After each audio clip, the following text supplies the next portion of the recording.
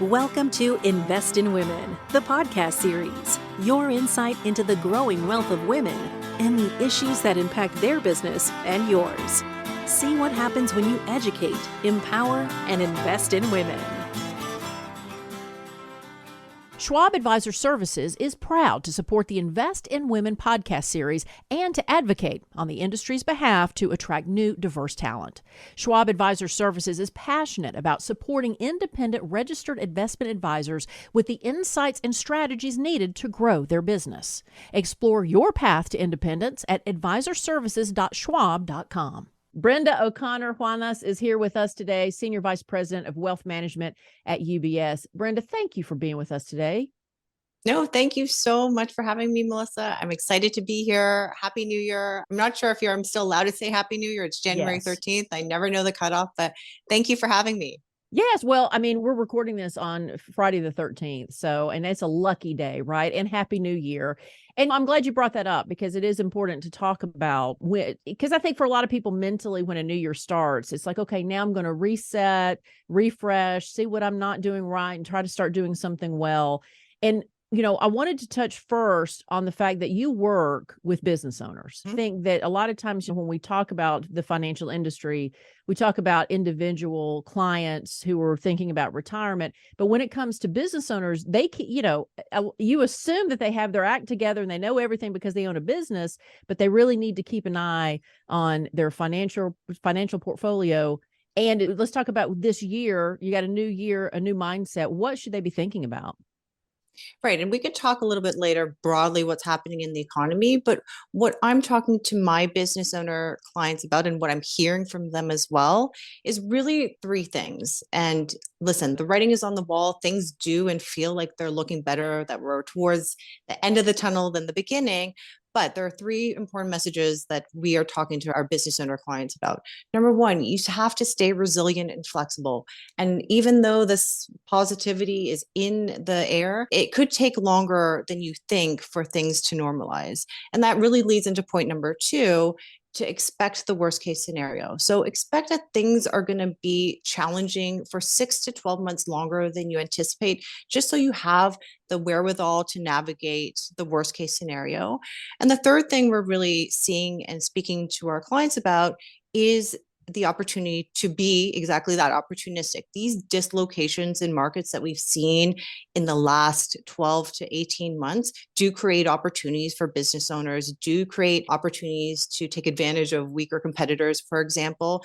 So if business owners have the capital to spend to acquire smaller competitors, that's going to be a really interesting opportunity coming into 2023. And I want to say one more thing, and we can dive into each of those things specifically. How you actually do that revolves around how you're going to navigate three specific things that are going to drive markets. And that's inflation, rates, and growth. And we can talk about each of those separately because they mean very different things in terms of what business owners should be doing positioning wise.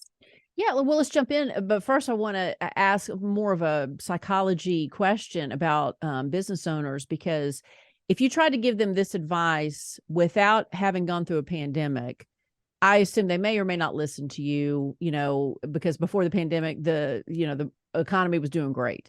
But now that they've gone through what they've gone through for almost 3 years, I'm assuming that their ears are a little more open to you and they probably have, more real examples or real struggles that they've gone through that they can relate to what you're saying better. Right. And I think you bring up an interesting point because the pandemic was beneficial to some business owners. Some business owners thrived, particularly those in e-commerce, particularly those that were selling TVs or things that we used at home because so many of us were stuck at home. But the second phase of the pandemic, I think, was really what jolted business owners. And that happened last year. And that's what happened in the markets and primarily with rates. We saw interest rates jump from the largest percentage that we've seen in decades. And that really impacted sentiment. It impacted borrowing costs.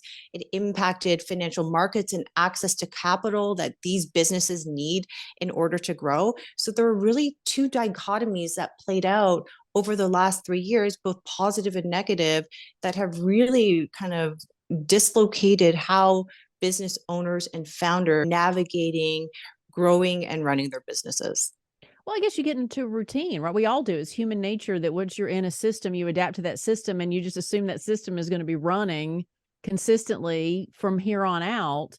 But like you said, you get used to on your books having a certain interest rate. And then it's like, wait a second, this is, oh, wait, hold, it's going up again.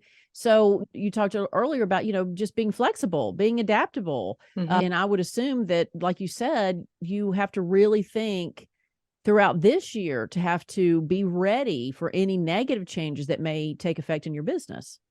Right. And I mean, this is not just affecting business owners. Look at everyone who has a mortgage. Mortgages 2 years ago were priced in the twos. We had mortgage rates up to 7% last year. That is dramatically different. That affects how people buy, how they spend, how they invest, how they save. So these changes happen so rapidly across the ecosystem that it affected investors. It affected people like you and me. It affected business owners. It affected founders that had interesting startups. It was really this precipitous effect because of what the Fed was doing. It all comes down to what the Fed was doing last year and what inflation was doing. So when business owners, are talking to you, Brenda, about these things, I mean, like you said earlier, you came down to a basic, here's what, 3 steps, here's what you need to think about, but go into more detail about what they can expect to do in their own structure here in the next 6 to 12 months. Okay, and let me break it down, Melissa, in terms of those 3 things I talked about. So to continue on the rates, now I'm going to get a bit technical here on what the Fed funds is expected to do, but bear with me. And so when you look at the futures curve, which tells you what the market thinks rates are going to do, the market is expecting that interest rates, the Fed fund rate will get close to 5% towards the middle of the year and then come down to 4.5% towards the end of the year. Now, if you listen to what the Fed officials are actually saying, their message is slightly different. They think that interest rates will stay over 5%. None of them, not one single one that was surveyed in the minutes that were released last week, think that there's going to be any sort of pause or drop in rates for this year. And what that means for business owners at the end of the day is that borrowing costs are going to be more expensive this year. Expect another 12, potentially 18 more months where borrowing costs are going to be expensive. And so the implication there is that businesses need to be maniacal about managing their balance sheet. They need to pay down their credit facilities when they can. They need to make sure that they can service that interest. They need to make sure that they're shoring up cash to navigate a higher interest rate environment. And so this is something, frankly, that business owners didn't have to worry about 2 years ago when interest rates were 0, but this is a big focus of just being able to survive the next 12 months in this high interest rate environment. So that's really what we're hearing and we're speaking to business owners about when it comes to interest rates. Is there anything else that, because I think of individuals and a lot of times people talk, oh, well, don't forget about taxes. Don't forget about, that you're going to be impacted by taxes potentially. And if you are more tax efficient, then you'll be better off.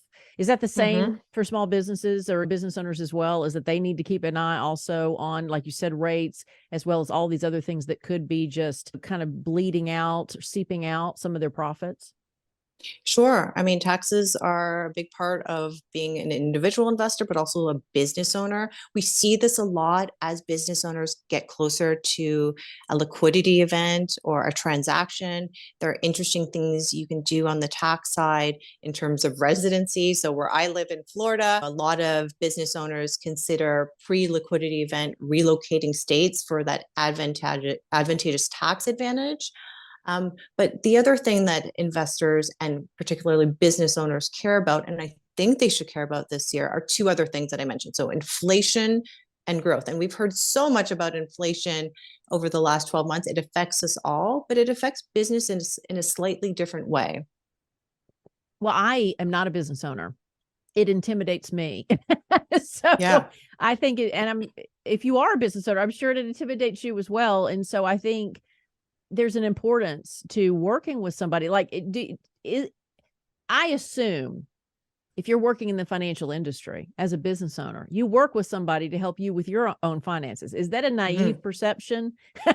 Is it a case where we need to tell business owners, look, don't forget, you may service individual clients, but don't forget that you need to be serviced as well. Yeah, the one thing I talk to a lot of business owner clients about is that there's this tendency, if you're running a business, that you eat, you live, you work, you sleep your business. All you are fixated on is the success of your business and growing it and helping your customers and, taking care of your employees, sometimes at the expense of yourself.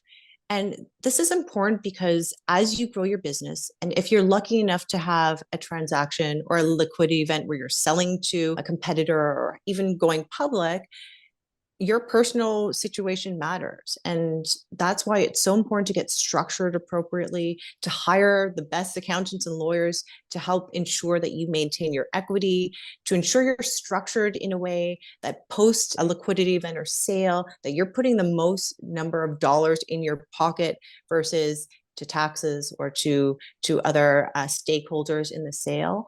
So I tend to find that some business owners tend to neglect their personal situation because they're so heads down focused on their business. And I think that this can be a mistake, frankly. Mm-hmm. Well, now I love hearing you talk about this because I always think that people who are passionate about something is infectious, right? So you hear somebody, I mean, you can tell that you know so much and you're trying to get so much out because you really want to help the business owners and you want to help your clients. I'm curious, Brenda, what brought you into this industry in the first place? Because you can tell that you're really, I don't know, that it's really connected with you. Yeah, and my story is that I've been doing this for 14 years. I specifically chose to go into wealth management. I went to business school and I was living and working in Manhattan. And this part of finance attracted me because it had all the things that I cared about and was passionate about. And as importantly, that I thought I would be good at. I don't think I would ever be a particularly good investment banker. And the one piece of advice, for example, that a good friend told me is that if you're in a job or in an internship and you look to your boss or your boss's boss or your boss's boss's boss and you look at their lives and you understand who they are and you don't want to be that person, then you're in the wrong industry.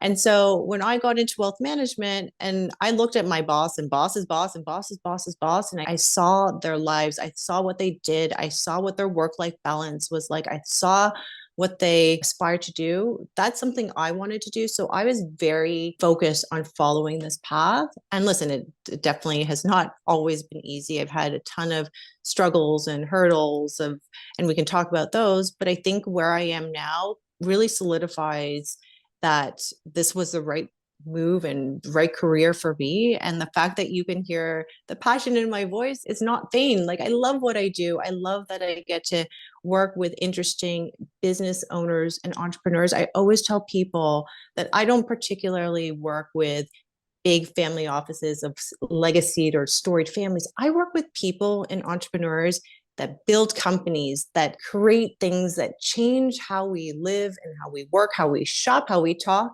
And for me, that is incredibly cool. And I don't think everyone gets to do that. So I actually feel very grateful that that's the path I've carved out for myself. Well, when you looked at your bosses and bosses' bosses, and you mentioned work-life balance, and I think for a lot of people, and correct me if I'm wrong, I think women have driven that challenge from the start. Right now, men are on the bandwagon too about work-life balance, but I really think that for women in any industry, they were like, look, I really do need to either be with my children, be with other family members, if they're caretakers. It's like need to have both, or just to enjoy my life on my own.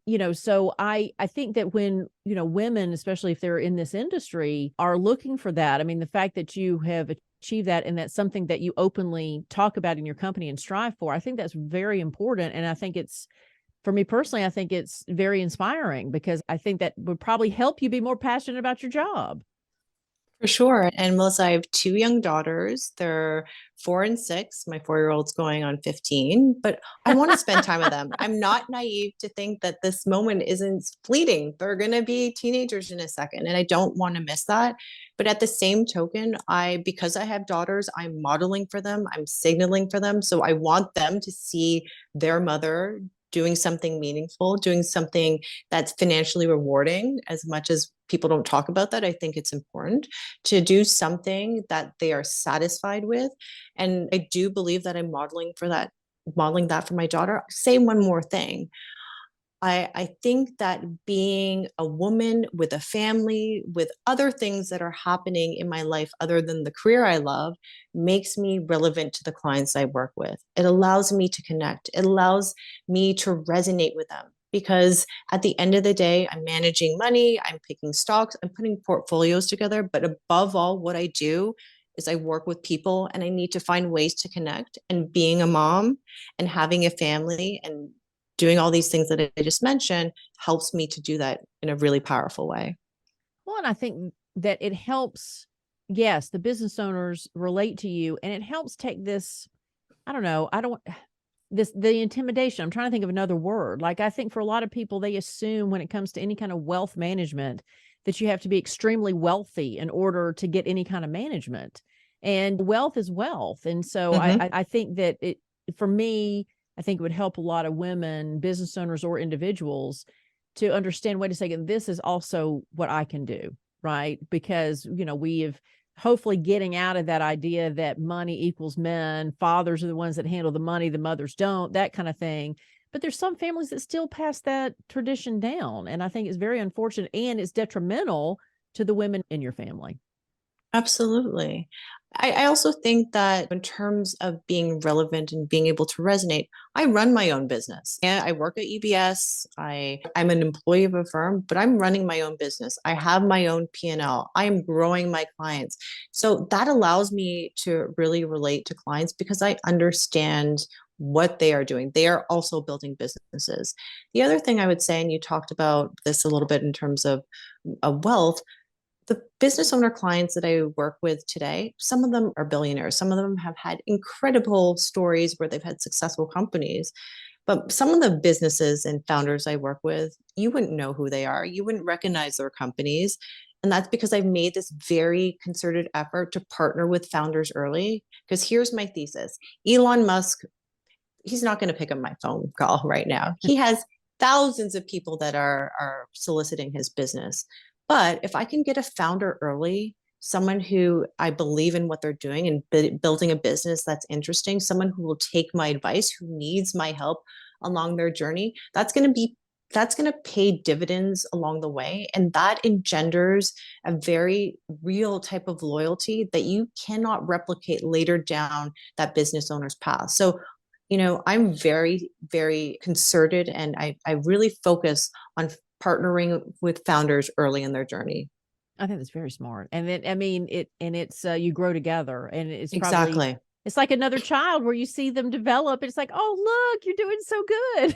Your business is getting so Absolutely. big. So, before we close out, you mentioned earlier about struggles and challenges. I'm just curious, as a woman in particular, has any of those challenges been because you're a woman? And as a woman, what challenges or even advantages to your gender have you found in this business? Okay, so the answer is yes. There have been a lot of challenges because of my gender. And my story is I've worked in New York, I've worked in Australia, I've worked in Canada. So I've also seen gender challenges in different markets. Now, I've been doing this business for 14 years. And in the course of that time, the world has changed and specifically my business has changed. But I remember starting out as an advisor in my 20s in New York. I mean, I was hustling, Melissa, for business. I was trying everything and anything to get new clients, to build my personal brand. And it was really, really tough. And it didn't matter that I went to an Ivy League school or that I had this pedigree of the best firms on Wall Street. The one thing that really frustrated me when I was in a room with a prospective client was this expectation that I needed a man with me, that I couldn't do it by myself, that I needed gray hair in the room.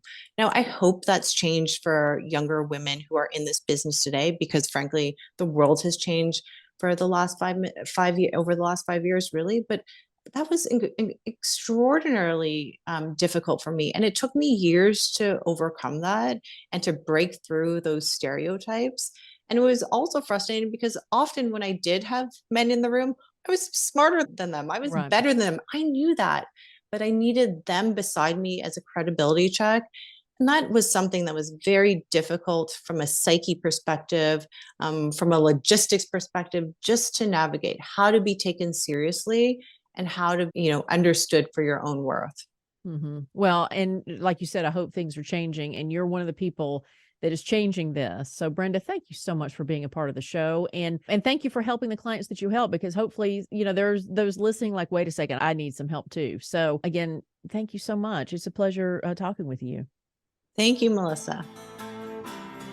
Thank you for listening to Invest in Women, the podcast series. Your insight into the growing wealth of women and how to attract and retain your female clients and help scale your practice. Learn more by subscribing to this podcast or visiting fa-mag.com.